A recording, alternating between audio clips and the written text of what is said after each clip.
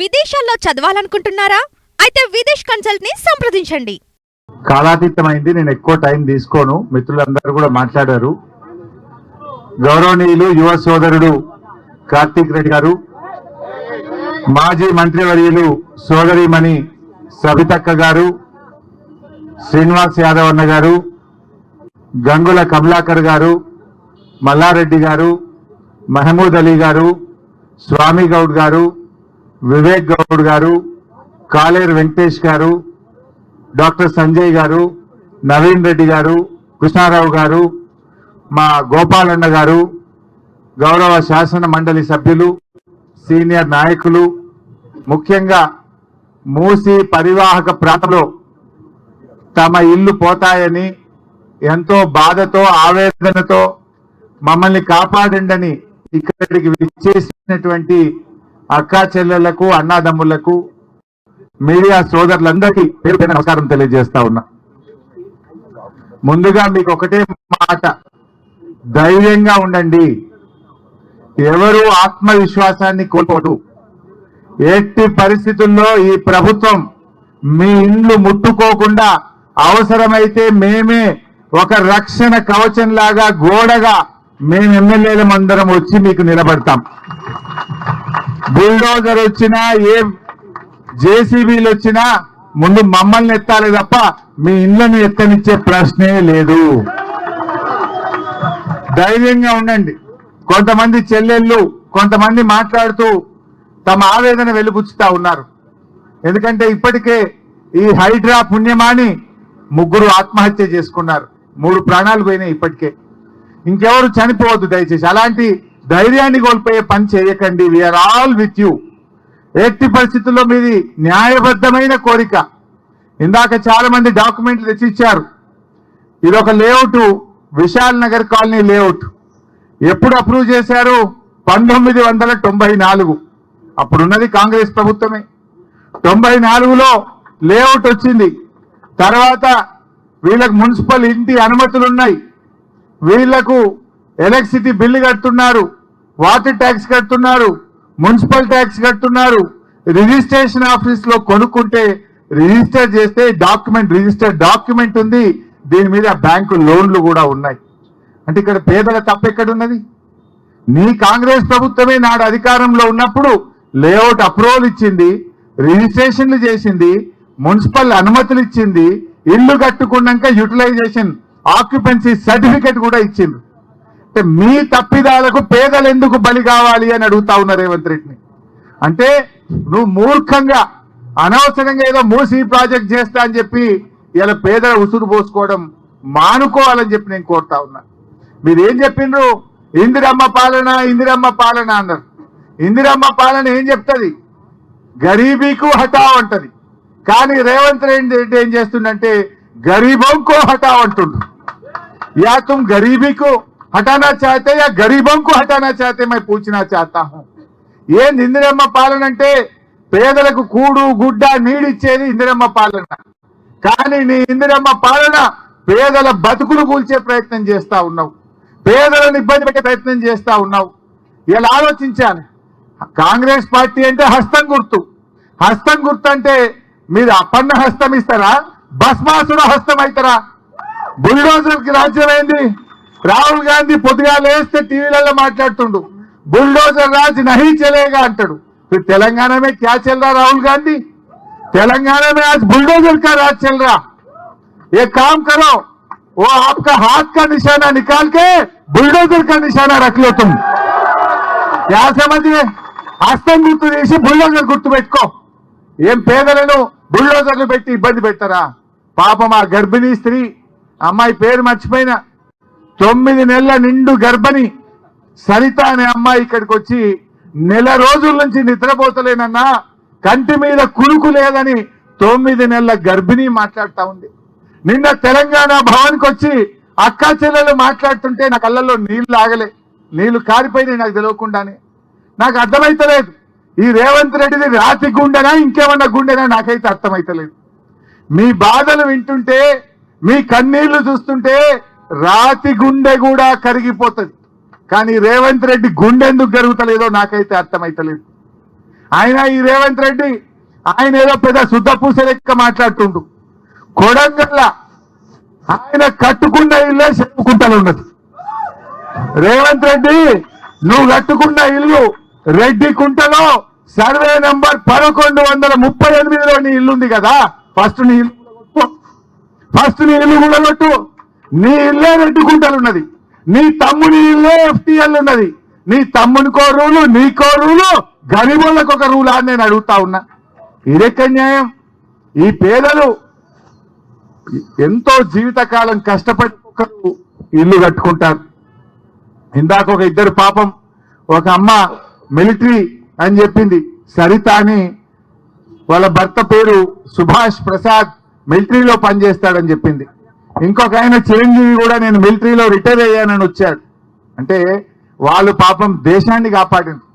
ఈ దేశాన్ని కాపాడడం కోసం దేశ సరిహద్దుల్లో వాళ్ళు పనిచేసి కంటికి రెప్పలాగా ఈ దేశాన్ని కాపాడిన సైనికులు తమ ఇల్లును కాపాడుకోవడానికి ఇలా తండ్లాడుతున్నారు.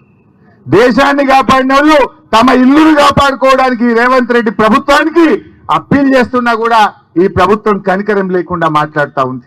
ఎంత దుర్మార్గం! ఇలా ఇందాక ఒక మిత్రులు మాట్లాడుతూ, హసం గారు అనుకుంటా, ఆయన ఓ మాట అన్నాడు, నీ ప్రభుత్వం యొక్క జీవితకాలం 5 ఏళ్ళు, కానీ మా ఇల్లు అనేది జీవితకాలపు కళ. ఒక కుటుంబానికి, ఒక కుటుంబం యొక్క ఒక జనరేషన్ కళ. నీ 5 ఏళ్ల ప్రభుత్వం మా జీవితకాలపు కళను ఎలా కూలుస్తారు, నీకు హక్కెక్కడిది అని చెప్పి హసం గారు విశాల్ నగర్ నుంచి ఆయన వచ్చి మాట్లాడారు. ఇన్ని విన్న తర్వాత కూడా రేవంత్ రెడ్డి గారు ఎందుకు మూర్ఖంగా ప్రవర్తిస్తున్నాడు? చేయడానికి చాలా ఉన్నాయి. నీ ప్రభుత్వం ఎన్నో హామీలు ఇచ్చింది. వృద్ధులకు 4000 పెన్షన్ ఇస్తా అని మాట ఇచ్చినవు, గా పని చేసే ప్రయత్నం చేయి. దానికి డబ్బులు లేవంటుండు. రైతులకు 7500 రైతు బంధు ఇస్తా అన్నాడు, గా పని చేయవంటే దానికి డబ్బులు లేవు అని మాట్లాడుతున్నాడు. మహిళలకు 2500 ఇస్తా అన్నాడు, ఇంకెప్పుడు ఇస్తావు రేవంత్ రెడ్డి అంటే డబ్బులు లేవు అంటున్నాడు. ఉద్యోగస్తులకు డిఏ అంటే డబ్బులు లేవంటున్నాడు. మూసి మాత్రం 1,50,000 కోట్లు కట్టాడు. దీనికి ఏడికెళ్ళి వస్తాయి డబ్బులు? దీనికి ఏడికెళ్ళి వస్తాయి డబ్బులు అని అడుగుతా ఉన్నా. ముందు ఇచ్చిన హామీల మీద దృష్టి పెట్టు. ఇవాళ SC, ST, BC, మైనారిటీ హాస్టళ్లలో పిల్లలకు అన్నం పెడతలేరు.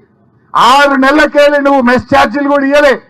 గా పిల్లలకు, పేదవాళ్లకు అన్నం పెట్టమంటే పైసలు లేవంటావు. సుందరీకరణ, మూసి సుందరీకరణ పేరు మీద 1,50,000 కోట్లు ఖర్చు పెట్టా అంటే ఇది అయ్యే పనా? పైసలు నువ్వు ముందు 1,00,000 కోట్లు డిపాజిట్ చేయి, 1,00,000 కోట్లు డిపాజిట్ చేయి. పైసలు లేవు కానీ పేదోళ్ళ ఇండ్లు కూలగొట్టారట. పేదవాళ్ళని నిద్ర లేకుండా చేస్తా ఉన్నాడు. అందువల్ల మీరెవరు భయపడద్దు. ప్రజాస్వామ్యం యొక్క గొప్పతనం, ప్రతిపక్షం అనేది ప్రభుత్వం తప్పులు చేస్తే ప్రశ్నించడానికే ప్రతిపక్షం ఉంటుంది. మా మధుసూదనాచారి గారు ప్రతిపక్ష నేతగా శాసన మండలిలో ఉండి వారి వాళ్ళ మేము ముందుకు వచ్చారు. కేసీఆర్ గారు అసెంబ్లీలో ప్రతిపక్ష నేతగా ఉన్నారు. మేమందరం కూడా అసెంబ్లీలోనైనా బయటైనా ఈ ప్రభుత్వం యొక్క తప్పిదాన్ని ఎత్తి చూపుతాం. ఈ ప్రభుత్వం కళ్ళు తెరిపిస్తాం. మీ తెరువు రాకుండా కాపాడుకునే బాధ్యత మాది అని చెప్పి నేను మనవి చేస్తా ఉన్నా. మా శ్రీనివాస్ యాదవ్ అన్నాడు, మా అన్నగారు, అవసరమైతే కాలనీకి ఒక ఎమ్మెల్యే వచ్చి పండుకుంటాం. బుల్డోజర్ వస్తే ముందు మమ్మల్ని కూలగొట్టాలి, మమ్మల్ని కొట్టాలి తప్ప మీ ఇల్లు కొట్టడానికి అవకాశం లేదు. అంత దూరమైన ఉంటాం, మిమ్మల్ని కాపాడుకుంటాం. భయపడొద్దు. ఎందుకంటే మీరు జీవితకాలం కష్టపడ్డారు. ఇంక 20 ఏళ్ళు 30 ఏళ్ళ దాకా మీ ఇన్స్టాల్మెంట్లు ఉన్నాయి బ్యాంకులలో. ఇది ఇల్లు కూలగొట్టాడు, బ్యాంకు ఊరుకుంటాడా? ఏడుండాలి, ఉండడానికి ఏడుండాలి, బ్యాంకులో ఇన్స్టాల్మెంట్ ఎడగట్టాలి, వాళ్ళ జీవితాలు ఏమైపోతాయని అడుగుతా ఉన్నా. అందువల్ల ఇది మీది న్యాయమైనటువంటి డిమాండ్. ఎవరు కూడా ఆందోళన చెందొద్దు. ఇందాక మిత్రుడు చెప్పాడు, ఇదే మూసీ మీద 6 కొత్త ప్రాజెక్టులు కడుతున్నారు. 40, 50 అంతస్తుల అపార్ట్మెంట్లు కడుతున్నారు. మరి రేవంత్ రెడ్డి ఈ కట్టుకున్న పేదోళ్ళ ఇళ్ళకేమో నంబర్లు వేస్తున్నావు. ఇదే మూసీని ఆక్రమించి, మూసీ ఆనుకొని 6 పెద్ద మల్టీ స్టోరీడ్ బిల్డింగులు కడితే దాన్ని ఎందుకో ఆపడు, దాన్ని ఎందుకో నోటీసులు ఇయ్యడు, దాన్ని ఎందుకో కూలగొట్టాడు. ఎందుకంటే వాళ్ళు పెద్ద వాళ్ళు. ఈ పేదవాళ్ళు నోరు లేని వాళ్ళను, ఈ పేదవాళ్ళను ఏం చేసినా ఎవడు రాడనుకుంటుండు. ఆ బలిసిన వాళ్ళని మాత్రమేమో దగ్గరుండి కట్టిస్తుండు, పేదోళ్లకు మాత్రం నోటీసులు ఇస్తుండు. కానీ ఈ పేదవాళ్లకు బీఆర్ఎస్ పార్టీ ఉన్నది, కేసీఆర్ గారు మీకు అండగా ఉన్నారు, ధైర్యంగా ఉండండి అని నేను మనవి చేస్తా ఉన్నా. ఇలా మూసీ ప్రాజెక్టు నీకు అంతగా చేయాలంటే విత్ ఇన్ ద ప్రాజెక్ట్ చేయి. వెనకట నిజాం గారు 1908లో వరదలు వస్తే కూడా నిజాం రాజు ఇల్లు కూలగొట్టలే, మూసీకి గైడ్ వాల్ కట్టిండు. గైడ్ వాల్ కట్టి వరద బయటకు రాకుండా ఆలోచన చేసిండు మూసీ రాజు, ఆనాడి నిజాం రాజు. కానీ రేవంత్ రెడ్డి ఇవాళ నిజాంకు మించి ఒక హిట్లర్ లాగా వ్యవహరిస్తున్నాడు, పేదోళ్ళని నిద్ర లేకుండా చేస్తా ఉన్నాడు. అందువల్ల మీరెవ్వరు కూడా ఆందోళన చెందొద్దు, తప్పకుండా మేము కంటిన్యూ చేస్తాం. మిగతా కాలనీ వాళ్ళు కూడా వచ్చి చాలా మేము మాట్లాడాలని మా దగ్గరికి రండని ఎంతో మంది వచ్చి ఇక్కడ మా స్లిప్పులు కూడా పంపారు. అంతటికి రాలేకపోయినా డెఫినెట్ గా ఎమ్మెల్యేలుగా విడిపోయి మీ కాలనీలకు వచ్చి ఎక్కడ సమస్య వచ్చినా మీకు అండగా నిలబడతాం. నిన్న మీకు చెప్పినట్టుగా మా legal cell, BRS party legal cell Telangana Bhavan లో కూర్చొని ఉంటది. ఎందుకంటే మీరు చూసిండ్రు రేవంత్ రెడ్డి తమ్ముడు ఆయనకు నోటీస్ ఇచ్చిండ్రు, నెల రోజులు నోటీస్ ఇచ్చిండ్రు. ఆ కాలనీకి నెల రోజులు నోటీస్ ఇస్తే కోర్టుకు పోయి మెల్లగా స్టే తెచ్చుకో అన్నట్టు ఆయన పోయిండు. కోర్టులో కేసు వేస్తే గవర్నమెంట్ ప్లీడర్ జీపీవై ఏం చెప్పిండంటే, మేము ఇప్పుడే కూలగొట్టాం, మేమంతా సర్వే చేస్తాం, ఎఫ్టీఎల్ నిర్ధారణ చేస్తాం, అప్పటి కూలగొట్టమని ప్రభుత్వ ప్లీడరే పోయి హైకోర్టులో అఫిడవిట్ వేసిండు. అంటే మీ తమ్ముడికి బలిసిన వాళ్ళకు ఒక న్యాయం, ఈ పేదోళ్ళకు మాత్రం నోటీస్ లేదట, ఈ పేదోళ్లకు కనీసం అడగరట. రాత్రికి రాత్రే వచ్చి పోలీసు వాళ్ళని పెట్టుకొని నంబర్లు చేస్తాం, కూలగొట్టమంటే ఇది ఏం రాజ్యం అని నేను అడుగుతా ఉన్నా. పేదలకు మీరు సాయం చేస్తారా, పేద బతుకులు ఆటం చేస్తారా అని నేను అడుగుతా ఉన్నా. అందువల్ల ఎట్టి పరిస్థితుల్లో మీరు ధైర్యంగా ఉండండి, మీ ఉద్యోగాలు మీరు చేసుకోండి. మీకేమన్నా చిన్న ఇబ్బంది వచ్చినా డైరెక్ట్ గా తెలంగాణ భవన్ కు రండి, మా తలుపులు తెరిచే ఉంటాయి. అది ప్రజాభవన్, తెలంగాణ ప్రజల కోసం కట్టిన భవన్, తెలంగాణ భవన్. మీరెవరైనా రావచ్చు, అర్ధరాత్రి వచ్చినా మీకు ఆశ్రయం ఇస్తాం, మాట్లాడతాం, లీగల్ సపోర్ట్ చేస్తాం, ప్రత్యక్షంగా కూడా వచ్చి మీకు అండగా నిలబడతాం. ఇంకా ఏదైనా అత్యవసరం ఉంటే మా సబితక్కకో మాలో ఎవరికైనా ఫోన్ చేయండి. మేము నిమిషాల్లో, మీకు ఎక్కువ దూరంలో లేం, మేము ఉండేది కూడా ఇక్కడ నుంచి 15 గంట దూరంలోనే ఉంటాం. ఫోన్ చేస్తే 15 నిమిషాల్లో మీ దగ్గరికి వచ్చి మీకు అంతా నిలబడతాం. ఎవరు కూడా భయపడాల్సిన అవసరం లేదు. We are with you. It is a genuine cause, న్యాయబద్ధమైన కోరిక మీరు కోరుతున్నటువంటిది. జీవితకాలం కష్టపడి రూపాయి జమ చేసుకొని మీరు ఈ ఇల్లు కట్టుకున్నారు. అందువల్ల తప్పకుండా మిమ్మల్ని కాపాడుకుంటాం, మీకు అండగా బీఆర్ఎస్ పార్టీ నిలబడ్డది. ఎవరు కూడా ధైర్యాన్ని కోల్పోవద్దు, మీరందరూ కలిసి ఉండండి. మీ గురించి లీగల్ గా కూడా కోర్టు నుంచి స్టే ఆర్డర్స్ తెచ్చి మిమ్మల్ని కాపాడే ప్రయత్నం చేస్తాం. ప్రభుత్వం కూడా మరి ఒత్తిడి పెంచుతాం. ఇవాళ రేవంత్ రెడ్డి కూడా మౌనాన్ని వీడాలి, బయటకు రావాలి, దీని మీద స్పష్టమైన ప్రకటన చేయాలని చెప్పి కూడా బీఆర్ఎస్ పార్టీ డిమాండ్ చేస్తుంది. నువ్వేదో ఆఫీసర్లతో ప్రెస్ మీట్లు పెట్టించుడు కాదు, బయటకు రా, బయటకు వచ్చి ఈ యొక్క ప్రతిపాదన విరమించుకుంటున్నా చెప్పి ఈ వేలాది మంది మూసీ పరివాహక ప్రజలకు హామీ ఇయ్యి కనీసం వాళ్ళు కంటి నిండా నిద్రపోయే విధంగా చెయ్యమని చెప్పి నేను డిమాండ్ చేస్తా ఉన్నా. నువ్వేదో మౌనంగా లోపల కూర్చుండు కాదు, దేనికోసం కల్పిస్తారు? ఒక ప్రభుత్వం పేదలకు సాయం చేయాలి, పేదలకు మేలు చేయాలి, పేదలకు పనికొచ్చే పని చేయాలి తప్ప పేదల జీవితాలు కూల్చే హక్కు నీకు గాని నీ ప్రభుత్వానికి లేదు అని చెప్పి మేము హెచ్చరిస్తా ఉన్నాం. అందువల్ల ఆయన కూడా మౌనం వీడాలి, బయటకు వచ్చి ఈ ఆలోచన, ఈ ప్రతిపాదన విరమించుకొని ఇంకా ప్రజలకు చేయాల్సిన పనులు చాలా ఉన్నాయి. రోజు పేపర్ తిప్పితే చాలా మంది ఆడపిల్లలు స్కూళ్లలో, హాస్టళ్లలో, రెసిడెన్షియల్ స్కూళ్లలో టాయిలెట్లు లేక ఇబ్బంది పడుతున్న ఫోటోలు పేపర్లు చూస్తున్నాం. నీ దగ్గర అన్ని డబ్బులుంటే ముందు పోయి గవర్నమెంట్ స్కూళ్లకు బిల్డింగ్లు కట్టు, ఆడపిల్లలకు టాయిలెట్లు కట్టు, ఎన్నో అత్యవసరమైన పనులు ఎన్నో ఉన్నాయి, ఆ హాస్పిటళ్లు కట్టు, పేదలకు మంచి వైద్యం అందించు. నిన్న మేము గాంధీ ఆసుపత్రికి పోతే పారాసిటమాల్ గోళీలు లేవట, టానిక్ లేదు, గోళీలు లేవు, మందులు లేవు. ఏందయ్యా అని అడిగితే డబ్బులు లేవు సార్ అంటున్నారు. టిఎస్ఎంఐడిసికి డబ్బులు ఇవ్వకపోతే మందులు సప్లై చేసేటోళ్ళు ప్రభుత్వ దవాఖానాలకు మందులు సప్లై చేయడం ఆపేసిండ్రు. గా మందులు కొను, పేదలకు వైద్యం అందించు, అది విడిచిపెట్టి మూసి కడతా, మూసి సుందరీకరణ. నీ సుందరీకరణ కాదు, ఇది పేదల బతుకులాగం చేసే పని చేస్తా ఉన్నావు. Please drop the proposal. నీకంత చేయాలని ఉంటే ఉన్న దాంట్లో చేయి. బఫర్లకు ఎందుకు వస్తున్నావు? బఫర్లకు నువ్వే కదా లేఅవుట్ అప్రూవల్ ఇచ్చింది, నీ కాంగ్రెస్ గవర్నమెంటే ఇచ్చింది. నువ్వు తెలుగుదేశం పార్టీయే ఈ లేఅవుట్లన్నిటికీ అనుమతి ఇచ్చింది. మరి ఆనాడు అనుమతి ఇచ్చిన అధికారులు, ఆనాడు అనుమతి ఇచ్చిన ప్రభుత్వాల చర్య తీసుకోవాలి కానీ ఈ పేదల మీద కాదు నువ్వు చర్య తీసుకోవాల్సింది. ఆనాడు లేఅవుట్ అప్రూవల్ చేసింది, బిల్డింగ్ పర్మిషన్లు ఇచ్చింది అప్పటి కాంగ్రెస్ ప్రభుత్వం కదా, అప్పటి తెలుగుదేశం ప్రభుత్వం కదా.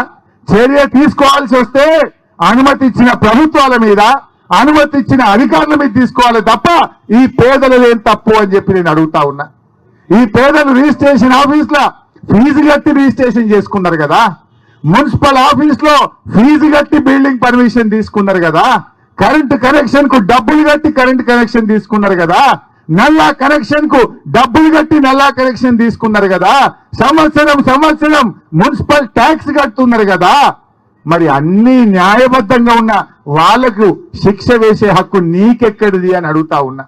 You have no right to demolish their houses. నీకు హక్కే లేదు. నువ్వు ఉన్న దాంట్లో చేయి. అంత చేయాలనుకుంటే హైదరాబాద్ చుట్టూ ఇంకా ఖాళీ జాగాలు బాగున్నాయి, అక్కడ పోయి చేయి సుందరీకరణ. ఉన్న చెరువులను కాపాడే ప్రయత్నం చేయి. కానీ మూసి పరివాహక ప్రాంతంలో, మూసి రెండు వైపులా ఉండే ప్రజల ఉసురు పోసుకోవద్దని మరొక్కసారి ప్రభుత్వాన్ని హెచ్చరిస్తున్నాం. ఇవాళ మేము ఇంతమందిని, దాదాపు 15 మంది ఎమ్మెల్యేలం వచ్చాం, ఎమ్మెల్సీలకు వచ్చాం. మేమందరం వచ్చింది కూడా నిన్న మీరు వస్తే మీకు మాట ఇచ్చినాం, మీకు భరోసా కల్పించడానికి, ఈ ప్రభుత్వం మీద ఒత్తిడి పెంచడానికి, ఈ మొద్దు నిద్రపోతున్న రేవంత్ రెడ్డిని తట్టి లేపి కళ్ళు తెరిపించి ఈ పేదల బాధ వినిపించడానికే మీ దగ్గరికి వచ్చాం. తప్పకుండా మీకు అండగా ఉంటాం. మీరు మాత్రం ధైర్యాన్ని కోల్పోవద్దు, ఆత్మవిశ్వాసాన్ని కోల్పోవద్దు.